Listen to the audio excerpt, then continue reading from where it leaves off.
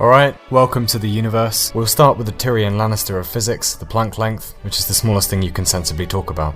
Probably. Next up, we lose our subatomic particle virginity and meet our first neutrino. Don't worry, she's lovely, and she has lots of friends. There are around 65 billion of them, passing through just 1 square centimetre of Earth every second. Up next, we bump into quarks. These come in 7 flavours: up, down, strange, charm, top, bottom, and banana. These are about as close to the building blocks of nature as we've managed to get so far. Next up, we get to the A-list celebrities of the subatomic world: Derek Neutron and Barbara Proton. Usually they engage in a 3-way with Carmen Electron in a kinky arrangement known as atoms.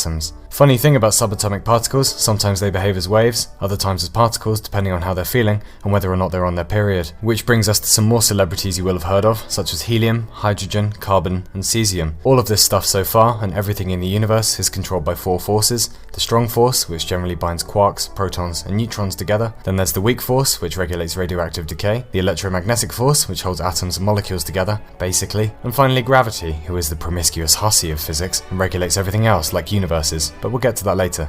All this stuff is contained in a neat little package called the Standard Model, and is about as close to a theory of everything that we've managed to get so far. Generally, little stuff comes under the title quantum physics, and big stuff, which we'll get to in a moment, is known as relativistic physics. Further up, when we get to the code of life, deoxyribonucleic acid, also known as DNA. DNA is made of a sneeze called ATG, or adenine, thymine, cytosine, and guanine. Depending on how these are arranged, you can get anything from the Ebola virus, to papyrus, to the German iris, to Miley Cyrus.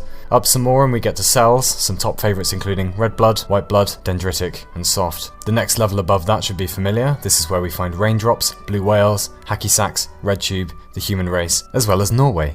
Out a little further, now we're looking down on all of human history, including all of your insecurities, mortgage repayments, and ex-sexual partners, which reminds me, you're a bitch. Moving on, we get to the 8 planets and 146 moons of our solar system, which doesn't count Pluto, because you're not a planet, Pluto. You're done, mate. It's over, yeah? Then there's the Sun, which is a 4.5 billion year old burning ball of hydrogen and helium. Several billion years from now, the Sun will rage quit and turn into a red giant, gobbling whatever's left of our planet by then. Out again, and we find the Milky Way. The Milky Way contains at least 100 billion stars. Stars can be by themselves, or orbiting each other, called a binary star system, or occasionally a group of 3, which is called a trinary, ternary, or menage star. And that's not all. There's also nebulae, which are little starry wombs where lots of stars are born, moons, which either come from planets or random floating matter, and comets, meteors, and a million other types of astronomical bodies that there simply isn't time to talk about. At the centre of our galaxy, and lots of other galaxies, are black holes. These are enormous wells of gravity that suck matter in and distort time. Fun fact, if you held your breath while falling into a black hole, you would die, obviously. And then there's the rest of the universe. The Milky Way, our galaxy, is one of at least 100 billion galaxies, each one prettier than the last. Since there are 100 billion galaxies, with at least 100 billion stars in them,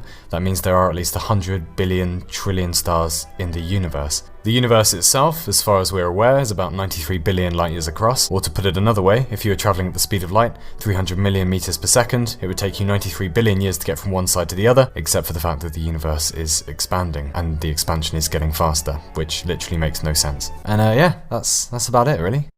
Oh, except there might be parallel universes, and hidden dimensions of space. And we completely forgot about time. The universe began, if you can call it that, about 14 billion years ago, and the first few galaxies turned up a few hundred million years later. A few hundred million years after that, you get the Milky Way, another few and you've got a very young Earth, then oceans, then life a bit later, reptiles, dinosaurs, game over for dinosaurs, sorry chaps, evolution of hominids, and finally all of our bullshit here. Or here, or here, maybe? It's kind of hard to tell because we're so insignificant. Anyway, nothing means anything and we're all gonna die. Bye then!